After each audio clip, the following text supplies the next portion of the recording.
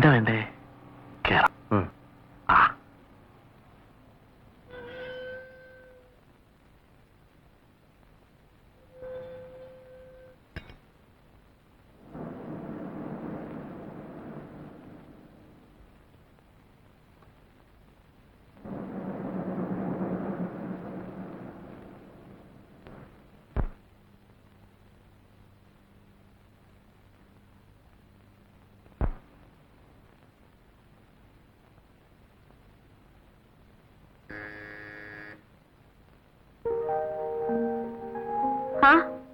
എവിടെയായിരുന്നു നിങ്ങൾ ഇതുവരെ? നല്ല ഫ്രണ്ട്സാ. കല്യാണത്തിന് തന്നെ കണ്ടതല്ലേ? ഗോപുവിനും മീരയ്ക്കും ഞങ്ങളൊരു ബുദ്ധിമുട്ടാവരുതല്ലോ. പിന്നെ പിന്നെ എന്തോന്നും ബുദ്ധിമുട്ട്? വരും, അകത്തേക്ക് ഇരിക്കാം. അല്ല മീരെ, ഗോപു എഴുന്നിട്ടില്ലേ? ഗോപേട്ടൻ രാവിലെ പോയല്ലോ. ഹോട്ടലിലേക്ക്. അല്ല, അപ്പോ ഗോപു ഹോട്ടലിലാണോ താമസം? അയ്യോ അല്ല, മമ്മിയുടെ ഹോട്ടലാ അത്. ഇനിയിപ്പോ ഗോപേട്ടൻ വേണ്ട എല്ലാം നോക്കാൻ. ഇന്ന് ചാർജ് എടുക്കുക. ഓഹോ.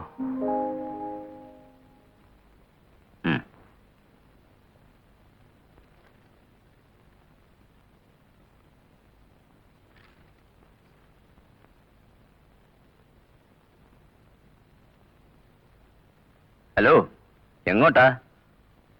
ഗോപുവിനൊന്ന് കാണണം. ഗോപു ഗോപു. അങ്ങനെ ആളിവിടെ ഇല്ലല്ലോ. അല്ല, ഹോട്ടൽ സീലാൻഡ് ഇത് തന്നെയല്ലേ? ആ, ഹോട്ടൽ സീലാൻഡ് തന്നെയാ. ഇതിന്റെ ഉടമസ്ഥൻ ഗോപു. ഓ, ഗോപകുമാർ. അപ്പോയിന്റ്മെന്റ് ഫിക്സ് ചെയ്തിട്ടുണ്ടോ? ഇന്ന ദിവസം കാണാമെന്ന് മുൻകൂട്ടി അനുവാദം വാങ്ങിച്ചിട്ടുണ്ടോ എന്ന് ചോദ്യം. ഗോപുവിനെ കാണാനേ ഞങ്ങൾക്ക് പ്രത്യേക അനുവാദമൊന്നും വേണ്ട അല്ലേ? അതെ. നിങ്ങളാരാ? സാറിന്റെ അളിയന്മാരാ? അളിയന്മാരാണോന്ന് ചോദിച്ചാൽ അളിയന്മാരല്ല, എന്നാ അളിയന്മാരാണ് താനും അല്ലേ? ഗോപു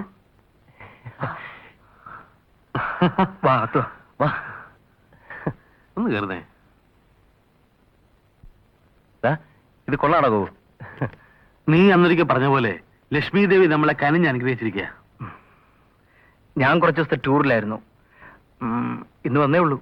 ഞങ്ങൾ വീട്ടിൽ പോയിരുന്നു, മീരയെ കണ്ടു. അപ്പോഴാ നീ ഇങ്ങോട്ട് പോന്നു പറഞ്ഞത്. നിങ്ങളെന്തിനാ വീട്ടിൽ പോയത്? നേരെ ഇങ്ങോട്ട് വന്നപ്പോഴായിരുന്നു. ഇത് മീരയുടെ ഹോട്ടലാ അല്ലേ?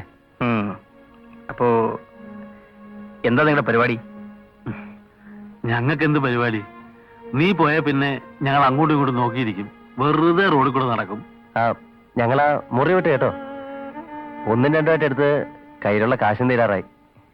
നീ പോയ പിന്നെ പഴയ തൊഴിൽ നിർത്തി. ഇവനല്ലേ കമ്പനി. ഉള്ളത് പറഞ്ഞ നിന്നെ കണ്ട എന്തെങ്കിലും ഒരു വഴി ഉണ്ടാവുമല്ലോ എന്ന് വിചാരിച്ചാ വന്നത്. നീ ഇവിടെ എന്തെങ്കിലും ഒരു പണി ഒപ്പിച്ചേരണം. എത്ര നാളെന്ന് കരുതിയാ ചുമ്മാ കുത്തിയിരിക്കുന്ന? പണിയെന്ന് പറഞ്ഞാലിപ്പോ ഹോട്ടലിൽ എന്ത് പണിയാണ് നിനക്ക് പറ്റിയത്? അങ്ങനെയൊന്നുമില്ല, എന്ത് പണിയാലും മതി.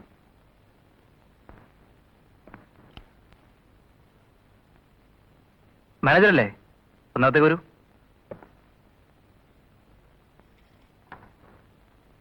ഗോപേട്ടൻ ചെയ്തത് ശരിയായെന്ന് എനിക്ക് തോന്നുന്നില്ല. അതിലെന്താ അത്ര തെറ്റ്? അതല്ല ഗോപേട്ട, എത്രയായാലും ഗോപേട്ടന്റെ ഫ്രണ്ട്സ് അല്ലേ ചാളി ഉണ്ണിയും. അവർക്ക് കുറച്ചുകൂടെ ഭേദപ്പെട്ട ജോലി കൊടുക്കാമായിരുന്നില്ലേ?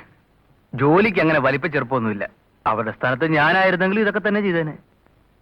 അവൻ പഴയ ഗോപു അല്ല ഉണ്ണി.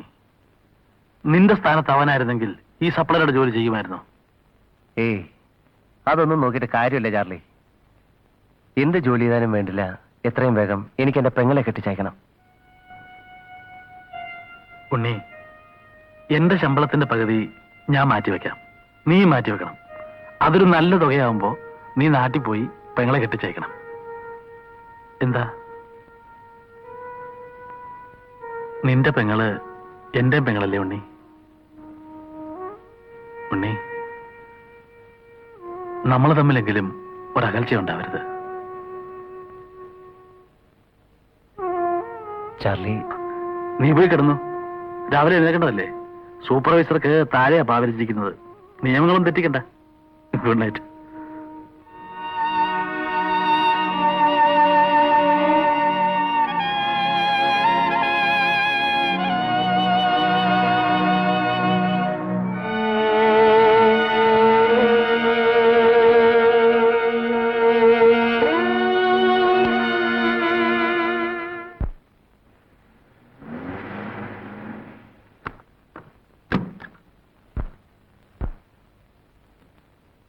മമ്മി പോയല്ലേ?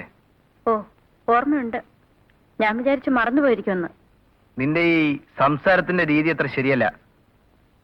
എന്റെ സംസാരമാ തെറ്റിയത്. മമ്മി എത്രമാത്രം വിഷമിച്ചു എന്നറിയാമോ? എനിക്ക് വരാൻ പറ്റുന്നൊരു ചുറ്റുപാടായിരുന്നില്ല. എന്ത് ചുറ്റുപാട്? നമുക്ക് ഈ ചുറ്റുപാട് ഉണ്ടാക്കി തന്ന മമ്മിയല്ലേ. മമ്മി യാത്രയ്ക്കാൻ എയർപോർട്ടിൽ വരാതിരുന്നത് ശരിയായില്ല ഗോപേട്ട. മമ്മിയൊന്നും പറഞ്ഞില്ലെങ്കിലും ഗോപേട്ടൻ വരാതിരുന്നതിൽ മമ്മിക്ക് വിഷമമുണ്ടായിരുന്നു. എനിക്ക് വേണ്ടിയെങ്കിലും ഗോപേട്ടനൊന്ന് വരാമായിരുന്നു. ഗോപേട്ടനെല്ലാം അറിയാലോ. എനിക്ക് വരാൻ പറ്റിയില്ല. തീർന്നല്ലോ. പറ്റുകയല്ല സ്വാമി. വെളുപ്പിന് 6 മുതൽ പാതിരാത്രി വരെ സപ്ലൈ ചെയ്തിട്ട് ഒന്ന് നടുവർത്താൻ കിടക്കുമ്പോഴാ വിറകിറക്കണം പോലും. പറ്റുകയല്ല. മദാമയുടെ ചോറ് പൊള്ളേ കുത്തി തുടങ്ങി അല്ലടാ. മിണ്ടായിരിക്കണം സ്വാമി. മോശാരത്തിനൊന്നുമല്ലോ, നല്ലോണം അധ്വാനിച്ചിട്ട് തന്നെയാ. മര്യാദയ്ക്ക് വിറ ഇറക്കുന്നുണ്ടോ ഇല്ലയോ? അല്ല സ്വാമി, വിറക് നാളെ ഇറക്കിയാലും പോരെ? ഒരാഴ്ചത്തേക്കുള്ള വിറക് കീറിയിട്ടിട്ടുണ്ടല്ലോ.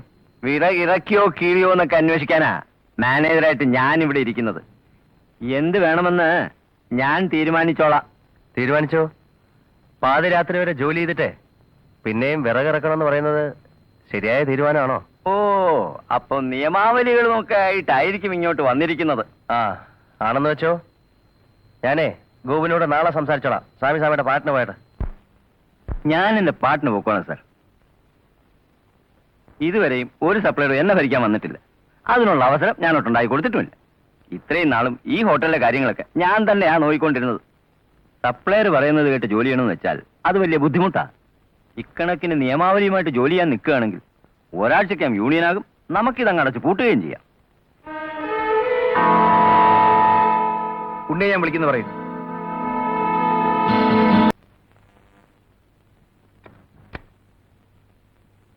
നീ എന്നെ വിളിച്ചോ? ഇന്നലെ രാത്രി നീ വലിയ ഭരണമായിരുന്നു കേട്ടു. എന്ത് ഭരണം? മാനേജറെ നിയമം പഠിപ്പിച്ചെന്നോ യൂണിയൻ ഉണ്ടാക്കാൻ പോകുന്നെന്നോ? ഗോപു, ഞാൻ വേണ്ട, എനിക്കൊന്നും കേൾക്കണ്ട. അത്രയ്ക്ക് വലിയ കടപ്പാടൊന്നും എനിക്ക് നിന്നോടില്ലല്ലോ. പിന്നെ പരിചയപ്പെട്ട സ്ഥിതിക്ക് തെണ്ടിത്തിരിയേണ്ടെന്ന് കരുതി പിടിതം. എനിക്ക് സപ്ലയറായ ജോലി എന്നതിൽ ഇത്രത്തോളം ഔദാര്യം ഉണ്ടാകുമെന്ന് ഞാൻ കരുതിയില്ല. ഔദാര്യം ഉണ്ടടാ. ഒരു ചായ കുടിക്കാൻ ഗതിയില്ലായിരുന്നവനെ കൂടെ കൊണ്ട് നടന്ന് ചാപ്പാടും വാങ്ങി തന്ന് ജോലി ഉണ്ടാക്കി തന്നത് ഔദാര്യം തന്നെയാ. ഒരു മുതലാളിയെ പോലെയാ നീ ഇപ്പൊ സംസാരിക്കുന്നത്. ഓ, ഞാൻ മുതലാളിയായി പോയതിൽ വലിയ മനപ്രയാസം ഉണ്ടല്ലേ? സൗകര്യം ഉണ്ടെങ്കിൽ മാത്രം ഇവിടെ ജോലി ചെയ്താൽ മതി. ഇവിടുത്തെ ജോലി നിനക്കൊരു ജീവിത മാർഗമാണെങ്കിൽ മാത്രം. എന്നെ ഉദ്ധരിക്കാൻ വേണ്ടി ഒരുത്തരും ഇവിടെ ജോലിക്ക് നിൽക്കണ്ട. നീ നന്നായി സംസാരിക്കാൻ പഠിച്ചിരിക്കുന്നു.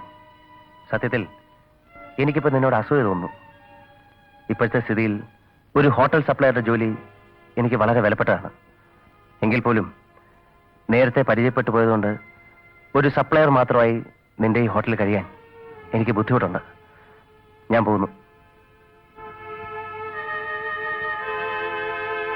ഒരിക്കൽ കൂടി നാം തമ്മിൽ കാണേണ്ടി വരും. അടുത്ത നവംബർ 27-ന്. അന്ന് ഗുരുജിയുടെ മുമ്പിൽ വെച്ച് എന്നെ പരിചയമില്ലെന്ന് മാത്രം നീ പറയരുത്. വരട്ടെ.